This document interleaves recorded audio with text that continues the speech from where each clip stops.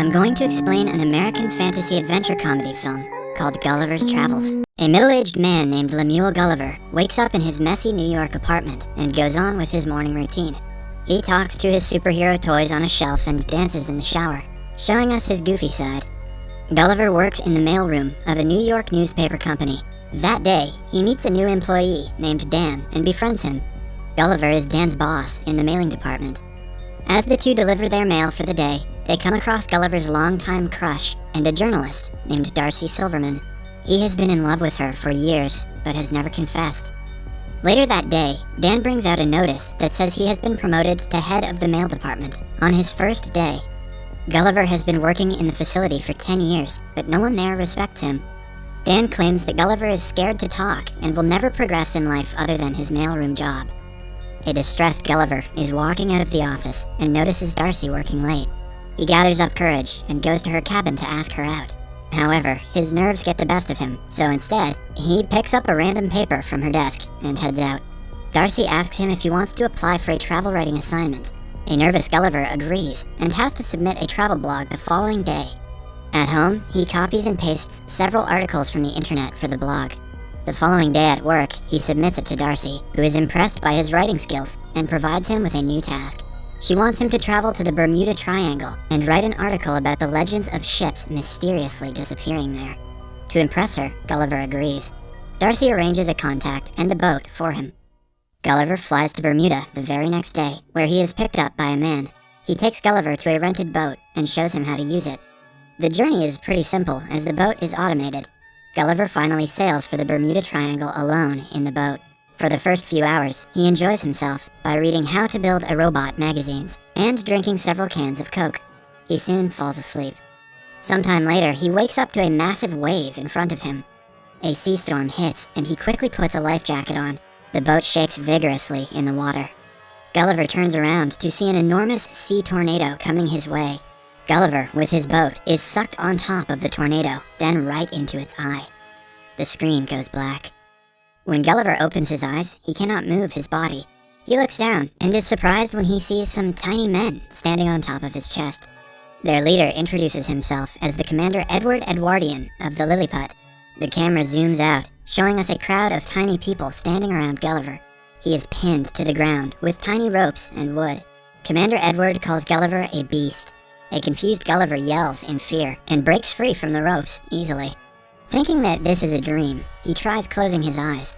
Edward orders his soldiers to bring the beast down. The soldiers attach their hooks to Gulliver's pants and make him fall unconscious. When he wakes up, Gulliver finds himself tied to a cart and being pulled into the kingdom of Lilliput. The tiny civilians come out of their houses to get a look at the beast. He is pulled into the royal palace and presented to the king of Lilliput, King Theodore. The king's daughter, Princess Mary, pities Gulliver and asks Edward if the restraints are necessary. Edward claims that Gulliver is a spy from their enemy kingdom, Blefuscia. Gulliver finally speaks and asks the king where he is. King Theodore's secretary, Jinx, tells him that he is in Lilliput, the greatest nation in the world. Gulliver thinks this is a prank and asks the non-existent cameraman to show himself. In the following scene, we see Gulliver imprisoned inside a cave. He meets a fellow prisoner named Horatio, who is sentenced to life by Edward for trying to court Princess Mary. The two are approached by Edward again, who listens to them referring to him as lame-ass. When an angry Edward threatens to imprison them for life, Gulliver claims lame-ass means someone who is brave. Happy with the answer, Edward takes both the prisoners to a field to plow it, with the help of Gulliver's strength. He restrains Gulliver with a machine. Just then, 2 rings of a bell are heard from the palace, indicating that Blefuscia has attacked. They are trying to kidnap Princess Mary and have started a fire at the palace. Edward quickly runs to the palace and orders everyone not to save the princess, as he wants to be the one to save her. But Horatio asks Gulliver to do it, because Edward can't reach her on time. Gulliver easily takes the Blefuscian soldiers down and saves the princess, but the king and his secretary are stuck in the fire. Gulliver, in a hurry, urinates on the building.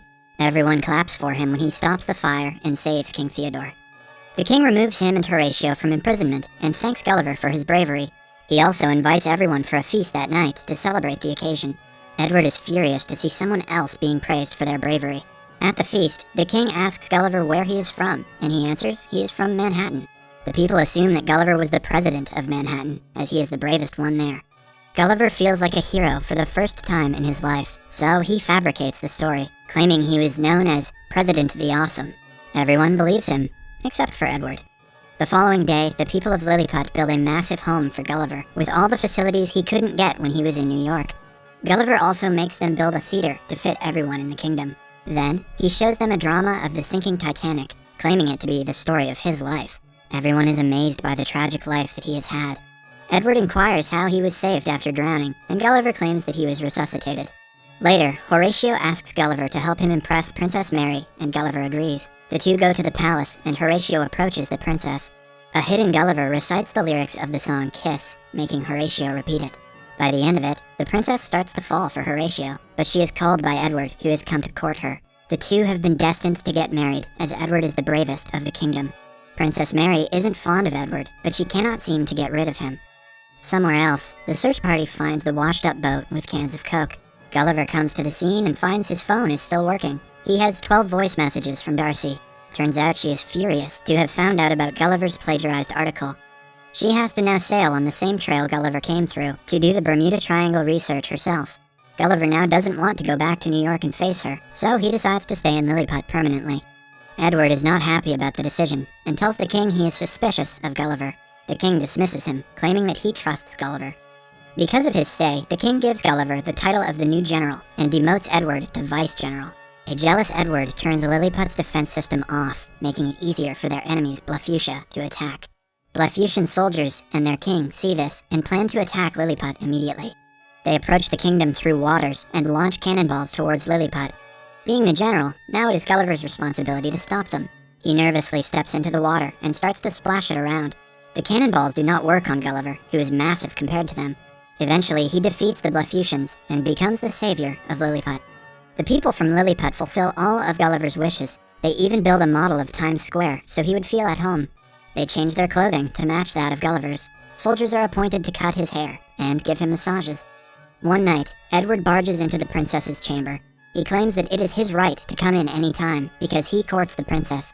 The princess finally reveals that she doesn't love him and doesn't want him to court her anymore. An angered Edward leaves for Blefuscia to ask for help from their king. Edward's men have found the Build Your Robot book Gulliver had on the boat. The Blefuscian king agrees to help him build a robot using the book to battle Gulliver. Some days later, Gulliver is at the model Times Square. When the bells of the palace ring, suggesting an invasion, Gulliver gets ready to battle tiny people, but is surprised when a huge robot being operated by Edward stands in front of him. Edward challenges him for a duel. Gulliver has no way out but to accept. He tries to push the robot, but it is way stronger than him. It picks Gulliver up with his pants and makes him accept defeat. Gulliver also confesses that everything he said about him being the president is a lie. The king and the princess are surprised to have been betrayed by him. Edward sends Gulliver to a forbidden place called the Island Where We Dare Not Go as a punishment. When Gulliver is left there, he is picked up by a giant little girl. Turns out the island is the home of giants. The girl thinks Gulliver is a toy and keeps him in her Barbie house, dressing him in girly pink clothes. Meanwhile, back in Lilliput, Darcy's body washes up on the shore. Gulliver has told everyone that Darcy is his princess back home, so Edward recognizes her and imprisons her. She meets King Theodore and his queen in the prison, who have been captured after Gulliver's defeat. Horatio sees this and decides to travel to the Island Where We Dare Not Go to get Gulliver back.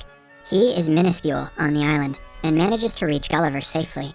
The little girl's dollhouse also has a skeleton of a dead U.S. Air Force pilot.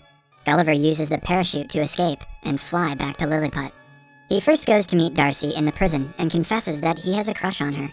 She forgives him for plagiarizing the article and seems to be opening up to him.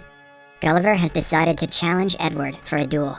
He doesn't want to prove his bravery anymore, but genuinely wants to help Lilliput. The following day, the two stand before each other, ready to battle. Gulliver wants Edward to give the kingdom back to King Theodore if he wins, but if he loses, Edward will destroy the kingdom altogether. The two fight, and Edward overpowers him within seconds. Horatio runs to help him and manages to get inside the robot. He defeats Edward from inside, eventually depowering the robot. After that, Gulliver easily manages to defeat it, and the crowd erupts in cheers. Even Darcy celebrates the win. Because of Horatio's bravery, he is provided permission to court Princess Mary. The two finally kiss. But just then, Edward, who has reached the point of insanity, takes the princess hostage. But the princess, finally having enough of Edward, beats the traitor up in frustration. Darcy then kisses Gulliver for the first time. The Blefuscian king and Theodore are about to initiate the war again, but Gulliver stops them. He successfully helps to make peace between the rival island nations by reciting Edwin Starr's War, and finally he, along with Darcy, return to New York City on their repaired ship. Cut to a few weeks later, Gulliver has left the mailroom job and is a travel writer now. He and Darcy are in a happy relationship. Gulliver has just completed a travel assignment, and the movie ends as the two walk out of Darcy's office while holding hands.